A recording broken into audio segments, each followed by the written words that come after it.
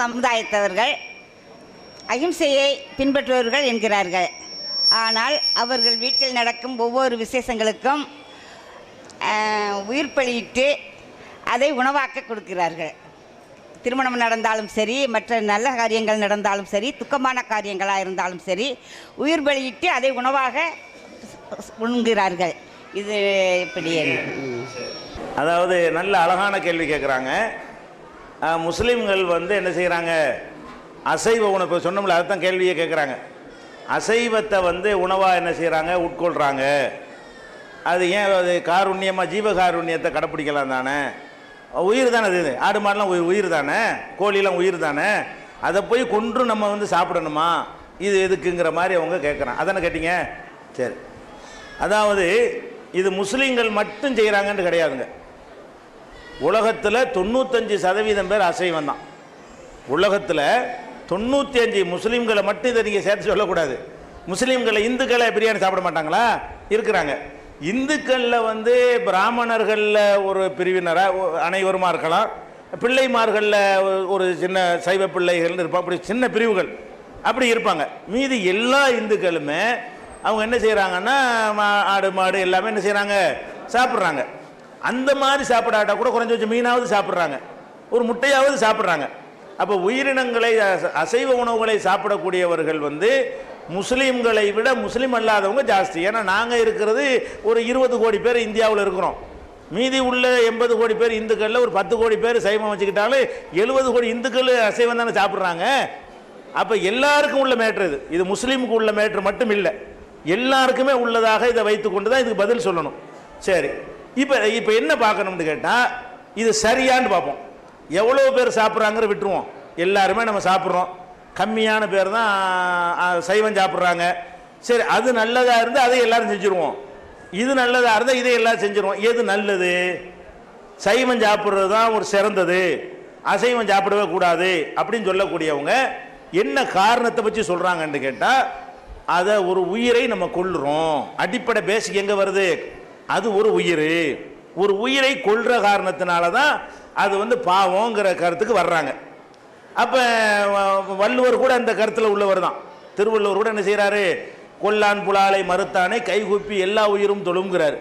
புலாலை மறுத்தா தான் எல்லா உயிர்களும் உனக்கு கும்பிடும் அப்படின்னு அவரே என்ன செய்கிறார், அதை புலால் உண்ணாமைன்று நிறைய பாடல்களை எழுதியிருக்கிறார் அவர்.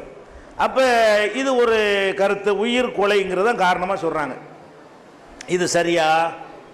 அந்த காலத்தில் இது சரியாக இருந்திருக்கலாம், இந்த காலத்தில் இது சரி கிடையாது. ஏன்னு கேட்டால், நம்ம சாப்பிட்ற தண்ணீரில் இருந்து அனைத்துலேயும் உயிர் இருக்கிறது. நீங்கள் அந்த காலத்திலலாம் கண்டுபிடிக்கல. தண்ணி சாப்பிட்றீங்கன்னு வைங்களேன், இதை ஒரு டெஸ்ட்டில் கொடுத்தீங்கன்னு சொன்னால் அதில் எக்கச்சக்கமான பாக்டீரியாக்கள் இன்னும் பல உயிரணுக்கள் எல்லாம் அதில் இருக்கும். பெரிதுபடுத்தி பாட்டக்கூடிய கண்ணாடிகளை வச்சு பார்த்தீங்கன்னா அதில் அப்படி இப்படி நெளிஞ்சிக்கிட்டு இருக்கிறதெல்லாம் பார்க்கலாம். நமக்கு சின்னதாக இருக்கனால தெரியலையே தவிர, பெரிதுபடுத்தி காட்டக்கூடிய அந்த கண்ணாடி வச்சு பார்த்தீங்கன்னு சொன்னால் தண்ணீருக்குள் அவ்வளோ இருக்கிறது. அதை நம்ம சாப்பிட்றோம்.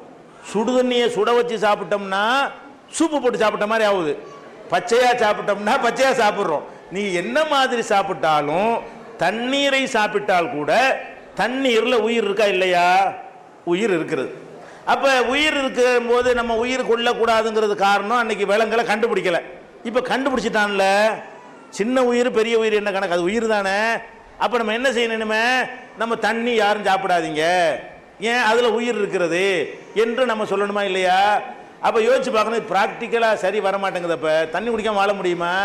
அப்போ உயிரை திங்காமல் வாழ முடியலைன்றது இதில் என்னவாயிடுது, இதுலேயே நிரூபணம் ஆகிடுது. அது போக இப்போ என்ன கண்டுபிடிச்சிருக்கிறான்னு கேட்டால், தாவரங்களுக்கும் உயிர் இருக்குன்னு கண்டுபிடிக்கிறான். இப்போ என்ன கண்டுபிடிச்சிருக்கான்னு கேட்டால், தாவரம் இருக்குல்ல, செடி கொடிகள், அதுக்கெல்லாம் உயிர் இருக்கிறது. எதனால் உயிர் இருக்குங்கிறான்? உயிருக்கு பல அர்த்தம் இருக்கிறது, பல தரம் இருக்கிறது. இப்போ நமக்கு பகுத்தறிவோடு உயிர் இருக்கிறது. ஆடு மாட்டுக்கு உயிர் இருக்கிறது, பகுத்தறிவு இல்லாமல் உயிர் இருக்கிறது. ஆனால் ஆடு மாடு நமக்கெல்லாம் 5 புலன்கள் இருக்கிறது. சில உயிரினங்களுக்கு 5 புலன் கிடையாது. மூக்கை இல்லாத ஜீவன்லாம் இருக்கிறது, அந்த புலன் அதுக்கு இருக்காது. வழங்குதா? கண்ணு இல்லாத ஜீவன்லாம் இருக்கிறது, அதுக்கு இந்த பார்க்கிற புலன் அதுக்கு இருக்காது. அப்போ நமக்கு ஆடு மாடுக்கு 5 புலன் இருக்கிற மாதிரி 4 புலன் உள்ள உயிரினங்கள் இருக்கிறது.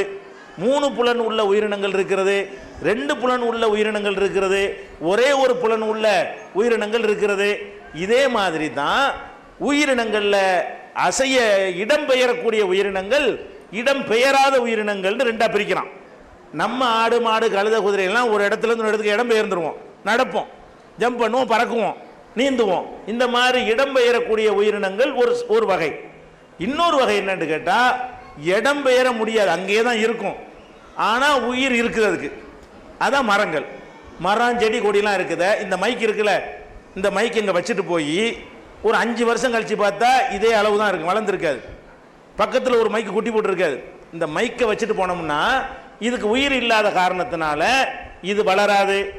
இது இன்னும் 2-3 குட்டியை போட்டு பக்கத்தில் வச்சு நிற்காது. 100 வருஷம் கழித்து பார்த்தாலும் துருப்பிடிச்சி வீணாக போய் வேண்டாம் இருக்குமே தவிர இதிலேருந்து என்ன செஞ்சிருக்காது, இன விருத்தி இருக்காது. இன விருத்தி இருந்தால் என்ன அர்த்தம்? உயிர் இருக்குன்னு தானே அர்த்தம். ஒரே ஒரு புளியங்கொட்டையே போடுறீங்க, அது உள்ளே போனால் என்ன செய்யுது, வளர்ந்துக்கிட்டே வருது. உயிர் இல்லாட்டி இப்படி வளரும். இது ஏன் வளர மாட்டேங்க, அது ஏன் வளருது? அதில் இயக்கக்கூடிய ஒரு உயிர் இருக்க போய் தானங்க வளருது. அப்போ அந்த உயிர் இருக்க போய் தான் வளருது, வளர்ந்து வளர்ந்து பெருசாகிறது. அதுக்கப்புறம் பாருங்க, இந்த இன உற்பத்தி ஆகணும்ல, காய்கனிகள் உற்பத்தி ஆகணும் இல்லையா, அதுக்கு என்ன செட்டப் நடக்குதுங்கிறான். அந்த பூக்கள்லையே ஆண் பெண் இருக்குங்கிறான். பூ இருக்குதுல்ல, எல்லா பூவும் காயாகுமா? ஆகாது. ஒரு மாமரத்தில் 100 பூ பூத்துச்சுன்னு சொன்னால் 100 பூவும் 100 மாங்காய் ஆகாது. மாமரத்தினைய மாம்பூவில் ஆண் பூ என்று இருக்கிறது, பெண் பூ என்று இருக்கிறது. அந்த ஆண் பூவில் உள்ள ஒரு பொடி இருக்குல்ல, மகரந்த பொடி, அந்த பொடி பெண் பூவில் பட்டாதான் பெண் பூ காயாகும். ஆண் பூ ஒன்றுமா ஆகாது. ஆண் பூ என்னவாயிரும், ஆண் பூன்னு சொல்லக்கூடியது உற்பத்தி பண்ண முடியாது எதையுமே. அதில் சில மகரந்த பொடிகள் இருக்கிறது, உயிரணுன்னு வச்சுக்கலாம். அதை அந்த பொடி பெண் பூ இருக்கும் இல்லையா, அதில் படணும். பட்டவன் என்ன செய்யணும்னா, அதில் உள்ள மகரந்த பொடியோட 2 ஜாயிண்ட் ஆகி அந்த பூ தன்னை அழித்து கொண்டு காயாக என்ன செய்யுது, உற்பத்தி ஆகிறது. இந்த பொடி எப்படி படும்? பலத்த காற்றடிப்பதன் மூலமாக அந்த ஆண் பூவில் உள்ள மகரந்த பொடிகள் பறந்து என்ன செய்யும், அந்த பெண் பூவில் படும். அல்லது வண்டுகள் போய், தேனீக்கள் போய் அந்த ஆண் பூவில் உட்கார்ந்துட்டு அதுக்கப்புறம் பெண் பூவில் உட்காரும் பொழுது காலில் ஒட்டிக்கிட்டு வந்துடும். அந்த ஆண் பூவில் இருந்த அந்த பொடியை, மகரந்த பொடி கண்ணுக்கெல்லாம் தெரியாது, அவ்வளோ சின்ன பொடியை ஒட்டிக்கின்னு பெண் பூவில் வச்ச உடனே அது என்னவாயிடுது, அது உற்பத்தி ஆகிறது. அப்போ அது ஆண், இது பெண், இது 2 மிக்ஸ் ஆகி சேர்ந்தா தான் அது உற்பத்தி ஆகுங்கிறதுலாம் உயிர் இருக்கிற காட்டலையா? உயிர் இருக்க போய் தானே இதெல்லாம் நடக்குது. அதை நம்ம பார்க்குறோம். இது இப்படி போகுதா, சிலது குட்டியே போடுது. வாழையெல்லாம் என்ன பண்ணுது, வாழை மரம்லாம், வாழை அடி வாழையை விட்டுட்டு தான் போகும். அதுதான் வாழையடி வாழையா வாழ்றன்னு சொல்லுவாங்க. வாழ்த்தும் போது என்ன செய்வாங்க, வாழைக்கு அடியில் வாழை வர்ற மாதிரி புள்ள பெற்று சந்ததியாக தொடரணுங்கிறக்கா என்ன சொல்லுவாங்க, வாழையடி வாழையாக நீங்கள் வாழுங்கள்பாங்க. மற்றதெல்லாம் அப்படி இருக்க, நம்மளா பிடிங்கி போய் நட்டி வச்சா தான் முளைக்கும், நம்மளா விதையை கொண்டே அதை ஊன்றுனா தான் முளைக்கும். வாழைக்கு அப்படி கிடையாது. அதை வெட்டினா பக்கத்தில் என்ன செய்யும், சின்ன வாழை ஒன்று தன்னால் குட்டி போட்டு தான் சாகும் அது. அப்போ வாழை மரத்துக்கு அடியில் ஒரு குட்டி போட்டு சாவுத, அது என்னது, உயிர் இல்லாமையா? அப்படின்னா என்ன செய்யக்கூடாது, வாழைப்பழத்திலேருந்து முருங்கைக்காயிலேருந்து உருளைக்கிழங்குலேருந்து எதுவுமே சாப்பிடக்கூடாது. உயிர் இருக்கத்தானே செய்யுது, உயிர்லேருந்து வந்திருக்கு, உயிரை கொண்டு தானே சாப்பிட்றோம். அப்போ அதில் உயிர் இருக்கிறத நம்ம இன்னைக்கு விஞ்ஞானம் நிரூபிச்சிருக்கிறாங்க. இன்னும் சொல்ல போனால் இந்த செடிகளுக்கு உயிர் இருக்கிறத வேறு வகையிலையும் கண்டுபிடிக்கிறாங்க. இந்த தொட்டாச்சினிங்கன்னு ஒரு செடி இருக்குது, இப்படி விரிஞ்சாப்பில் இருக்கும், தொட்டணும் முடிக்கணும். ஏதாவது மனுஷன் கைப்பட்ட என்ன செஞ்சிடறேன், அப்படி கரெக்டாக மூடிக்கணும். அப்போ தொட்டவனை எதுக்கு அது சினுங்குது, அதில் என்ன இருக்குது, அப்போ அதை நம்ம பார்க்குறோம். இன்னும் சில தாவரங்கள் இருக்கிறது, அது நான்வெஜ் தாவரம், அது தாவரம் வெஜிடேரியன், அது சாப்பிடக்கூடியது நான்வெஜ்ஜாம். என்ன செய்யும்னு கேட்டால், அது ஒரு பூ மாதிரி இருக்குமா, அதில் வண்டுகிட்டு அப்படி போய் என்ன செய்யும், கப்புண்டு செடி போயிங்க, செடி போய் அந்த வண்டு அப்படி உள்ளே வாங்கி அப்படி பஸ்பமாக்கி அதை உள்கொண்டுருதுங்கிறான். பூ சாப்பிடுது, எதை, கொசுவை சாப்பிடுது, வண்டை சாப்பிடுது. அப்போ அது நான்வெஜ்ஜை சாப்பிடக்கூடிய வெஜிடேரியனாக இருக்குது, அதுவே வெஜிடேரியனாக இருக்கிறது. அது சாப்பிடுறது என்னவா இருக்குது, நான்வெஜ்ஜை சாப்பிடுது. இது எப்படி உயிர் இல்லாமையா? அப்போ உயிர் இருந்தால் என்ன செய்கிறது, அதை செய்கிறது. அதே மாதிரி நீங்கள் அந்த சூரியகாந்தி இருக்கா இல்லையா, சூரியகாந்தின்னா என்ன, அது ஒரு மலர், அது ஒரு பூ தான். காந்தினா அர்த்தம் காதலி. சூரியகாந்தின்னா சூரியனுக்கு காதலி. காந்தம்லாம் வைக்கிறான்ல, இழுக்கிறாங்களே ஒருத்தர், அதனால காந்தம்ங்கிறான். இப்போ காந்தினா என்ன அர்த்தம், காதலி. அப்போ சூரியனுடைய காதலின்னு அதுக்கு பேர் வச்சிருக்கிறான். எதுக்கு அப்படி பேர் வச்சிருக்கிறான், அது சூரியன் எங்கே இருக்கு அப்படி திரும்பிக்கிட்டே இருக்கும். அந்த பூ இருக்குல்ல, இந்த பக்கம் சூரியன் இருந்தால் இப்படி இப்படி பார்த்துக்கிட்டு இருக்கும், இந்த பக்கம் சூரியமான இப்படி திரும்பிக்கிறோம், இந்த பக்கம் சூரியனை இப்படி நிற்கும். அப்படி என்ன செய்யும், ரவுண்ட் அடிக்கும் அந்த பூ. அந்த பூவை எடுத்துக்கிட்டிங்கன்னா காலையில் இப்படி இருக்கும், மத்தியானம் இப்படி இருக்கும், சாயந்தரம் இப்படி இருக்கும் அதனுடைய தலை, அதனுடைய முகம். அப்போ வந்து இதுக்கு உயிர் இல்லைன்னு நினைக்கிறீங்களா? அப்போ சூரியன் எங்கே வருதுன்னு மேகமூட்டத்தில் நமக்கே கண்டுபிடிக்க முடியாது, அது கண்டுபிடிச்சிடும். நமக்கு ஒட்டுமொத்த மேகமாக இருந்துச்சுன்னு வைங்க, சூரியன் எங்கேன்னு திசை தெரியாது, சூரிய காந்தியை பார்த்து கண்டுபிடிச்சிடலாம். இது மூஞ்சி இந்த பக்கம் திரும்பி இருக்குது, அப்போ நம்மளோட ஷார்ப்பாக கண்டுபிடிக்குதே. அப்போ சூரியகாந்திக்கு மனுஷனுக்கு இருக்கிற சூரியனை கண்டுபிடிக்கிற அறிவை விட அந்த ஒரு விஷயத்தில் கூட இருக்கா இல்லையா? அப்போ நம்ம என்ன நினைக்கணும், உயிரினத்தை கொல்லக்கூடாதுன்னா ஒன்றுமே சாப்பிட மண்ணை தான் திங்கணும். மண்ணில் தான் உயிர் இல்லை. மண், இரும்பு, தங்கம், அந்த மாதிரி உயிரற்ற மெட்டீரியல் இருக்குது பாருங்களேன், அதைத்தான் நம்ம சாப்பிட முடியுமே தவிர பாக்கி எல்லாத்துக்குமே என்ன இருக்கிறது, உயிர் உள்ளதாக இருக்கிறது. இதை கூட நம்ம சாப்பிட இயலாது. இது உயிரற்றதாக இருந்தாலும் இந்த போர்வை வந்து உயிர் உள்ளதிலிருந்து தான் வந்திருக்கிறது. இந்த போர்வைக்கு வேண்டாம் உயிர் இல்லாமல் இருக்கலாம், இதை உற்பத்தியாக்கின பருத்தி செடிக்கு உயிர் இருக்கிறது, அல்ல இலவ மஞ்சி செடிக்கு என்ன இருக்கிறது, உயிர் இருந்தது. அதிலிருந்து வந்ததை எடுத்து தான் நம்ம நினைஞ்சிருக்கோம், செஞ்சுருக்கோம். எதை சாப்பிட முடியும், இதை பார்க்குறோம். அப்போ உயிரை கொள்ளுதல்ங்கிற ஒரு கான்செப்டை எடுத்தால் அப்படி கடவுள் படைக்கலை. கடவுள் எப்படி படைச்சிருக்காருன்னு கேட்டால், பெரிய உயிர்கள் சின்ன உயிர்களை சாப்பிட்டு தான் வாழணும்னு படைச்சிட்டார். அதுதான் இயற்கை. உயிரை கொள்ளக்கூடாதுன்னு நினச்சா எல்லாரும் செத்துடணும், அது சாத்தியம் கிடையாது. இது ஃபஸ்ட்டு நம்ம வழங்க வேண்டிய ஒரு விஷயம். அடுத்து என்னென்னு கேட்டால், அது துன்புறுத்துறோம், அது ஒரு கஷ்டப்படுத்துகிறோம். இது வந்து பாக்டீரியாவை சாப்பிடும்போது நமக்கு தெரியவா செய்யுது, அழுவ மாட்டேங்குதுல்ல, அது கத்த மாட்டேங்குது, நமக்கு தெரியறது இல்லை. உருளைக்கிழங்கு சாப்பிடும்போது அது கத்துறது அலறதெல்லாம் நமக்கு தெரிய மாட்டேங்குது. அப்போ வந்து இது வந்து நமக்கு தெரியுதே, துன்புறுத்துறமே அப்படிங்கிறாங்க. அதுவும் சரியில்லை. ஏன்னா நம்ம நிறைய துன்புறுத்துகிறோம் உயிரினங்களை. வந்து நம்ம துன்புறுத்தி நம்ம நன்மைக்காக வேண்டி என்ன செய்கிறோம், அது துன்புறுத்துவதையும் துடிப்பதையும் பார்த்து கொண்டு நம்ம என்ன பண்ணுறோம், அதை வாழ்ந்து கொண்டு தான் இருக்கிறோம். உதாரணத்துக்கு எடுத்துக்கொண்டீர்களே, ஆனால் நம்ம பால் குடிக்கிறோம். சைவம் சாப்பிட்றவங்களும் பால் சாப்பிட்றாங்க. பால்னு சொன்னால் நான் சொல்வது மாட்டுப்பால், ஆட்டுப்பால், அதை அந்த பாலை சாப்பிட்றாங்க. இது சைவமா அசைவமா? இது என்னங்கிறேன். இது எப்படி சைவமாகும்? இது எப்படி வரும்? இறைச்சியிலேருந்து ஜூஸ் எடுத்தால் அது என்னது? இறைச்சி இருக்கிறது, இறைச்சியிலேருந்து ஜூஸ் எடுத்தால் அது என்னது? அது இறைச்சி ஜூஸ் தானே. அப்போ பாலுங்கிறது என்ன? மாட்டிலேருந்து வரக்கூடிய ஒரு ஜூஸ் அது. அப்போ மாட்டிலேருந்து வரக்கூடிய ஜூஸ் வந்து மாடு தான், அது வந்து அசைவம் தானே, அது தானே சாப்பிட்றது, வேற ஒரு வடிவம் தானே அது. பால் எப்படி நம்ம சாப்பிட்றது? இன்னும் சொல்ல போனால் அதில் ஒரு உயிர் வதை பண்ணி தான் சாப்பிட்றோம். ஏன்னு கேட்டால், அந்த மாட்டுக்கு வந்து பால் சுரப்பது அதனுடைய கன்று குட்டிக்காகத்தான், உங்களுக்காக சுரக்கலை. கன்றுக்குட்டி போட்டால் தான் அது பால் தரும். கன்றுக்குட்டி போடாமல் மனுஷனுக்கு தராந்தா கண்ணு போடாமல் தந்துக்கிட்டே இருக்கணும். எப்போ தான் அது தரும்? பாலை எப்போ சுரக்கும்? அது கன்று போட்டால் தான் மாட்டுக்கு பால் சுரக்கும். அப்போ அந்த பால் எதுக்கு தான் வருது? கன்றுக்குட்டிக்கு தான் வருது. நீங்கள் எப்படி மடியில் கொண்டு கன்றுக்குட்டியை வாயை வைக்க விட்டு இழுத்து கட்டிப்புட்டு, இது எவ்வளோ பெரிய கொடுமை! இது ஏமாத்துறதா இல்லையா? ஒரு கன்றுடைய உணவுல கையை வச்சு ஏமாத்தி, நீ புண்ணாக்கு பருத்தி கொடையை சாப்பிட்டுக்க, எங்களுக்கு நாங்கள் பாலை எடுத்துக்கிறோன்னு சொல்லி, அது கூட பால் தன்னால் உருவாகாதுங்க. இந்த கன்று போய் மடியில் வச்சு உறிஞ்சின பிறகு தான் பால் சுரக்கவே செய்யும். அந்த உணர்வுல தான் அந்த பால் உற்பத்தி ஆகிறது. அப்போ நம்ம கன்று குட்டிக்காக உற்பத்தி பண்ணுறோம்னு நினச்சிக்கிட்டு அந்த மாடு உற்பத்தி பண்ணுது. அதை ஏமாற்றி உற்பத்தி ஆகி மடி நிறைஞ்சவனை பிடிச்சி கட்டி வச்சுப்புட்டு இவன் கறந்து என்ன செய்கிறான், குடிச்சான்னா இது எப்படி செய்கிறீங்க? இது என்ன? அப்போ என்ன செய்யணும், நமக்கு தானே எல்லாம். அப்போ மட்டும் என்ன செய்கிறோம், மனுஷனுக்கு தானே எல்லாம் படைக்கப்பட்டிருக்கு அப்படின்னு சொல்கிறோம். அதே மாதிரி தான் அது. அப்போ மனுஷனுக்கு பிறக்கிற ஒரு பெண்ணுக்கு கறக்கக்கூடிய பாலை கறந்து விற்க முடியுமா? குழந்தைக்கு தானே கொடுக்குறீங்க, அந்த மாதிரி கண்ணுக்குட்டி தானே கொடுக்கணும். அப்படி செய்யாமல் நம்ம செய்கிற காட்சியை பார்க்குறோம். மாட்டை வண்டியில் போட்டு என்ன செய்கிறான், ஒரு லாரி சாமானை ஏற்றி இழுத்துக்கிட்டு போகிறான். அது வந்து அது கொடுமை இல்லை, அது துன்புறுத்துற பார்க்கல. நீங்கள் தோல் புஜமெல்லாம் வெந்து புண்ணாக இருக்கிற காட்சியை நீங்கள் பார்க்குறீங்களா இல்லையா? அப்போ வேதனைப்படுத்துறது தான் காரணம்னா, வேதனைப்படுத்தி தானே இருக்கிறோம் நம்ம தேவைக்காக வேண்டி. கொசு ரொம்ப அதிகமாக இருந்தால் எதுக்கு மருந்து அடிக்கிறீங்க? செத்து விழுவுதை கண்ணால் பார்க்குறோமே.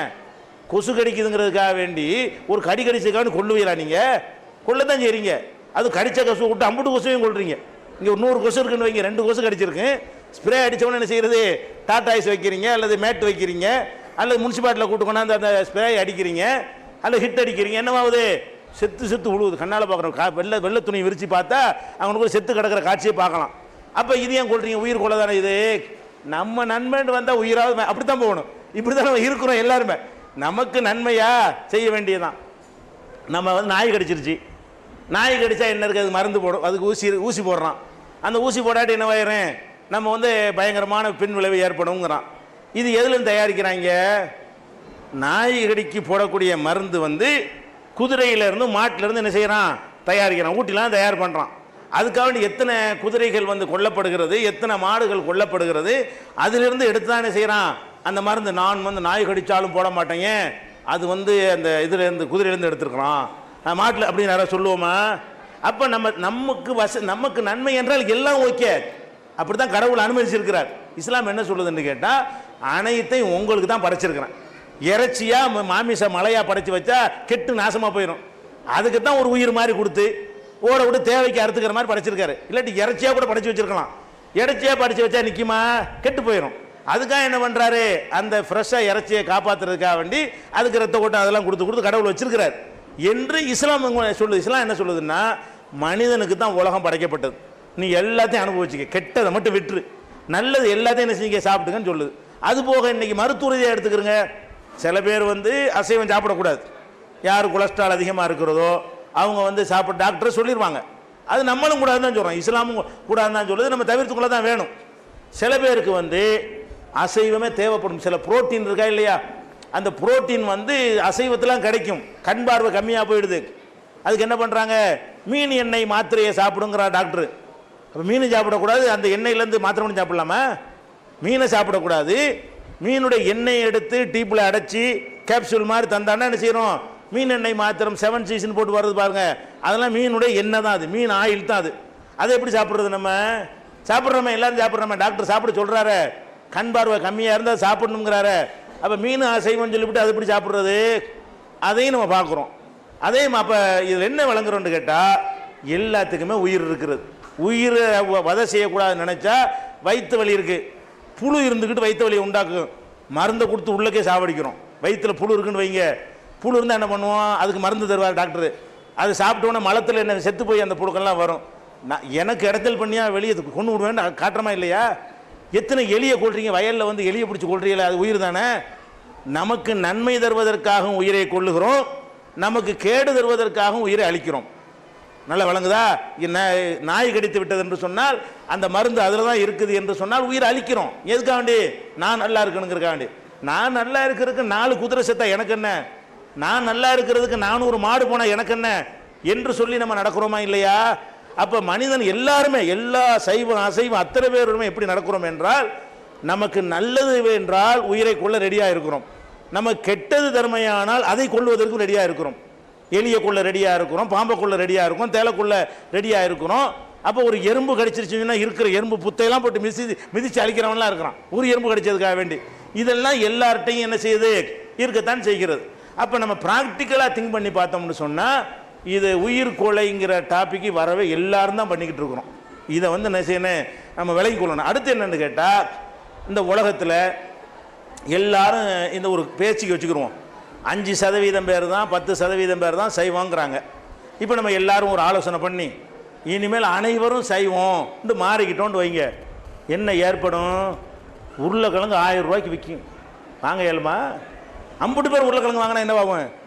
அதாவது 10 பேர் உருளைக்கிழங்கு வாங்கி 90 பேர் இறைச்சி முட்டை மீன் கருவாடுன்னு போகிறதுனால தான் அது வந்து இன்னைக்கு ஒரு 50 ரூபாய்க்கு கிடைக்குது.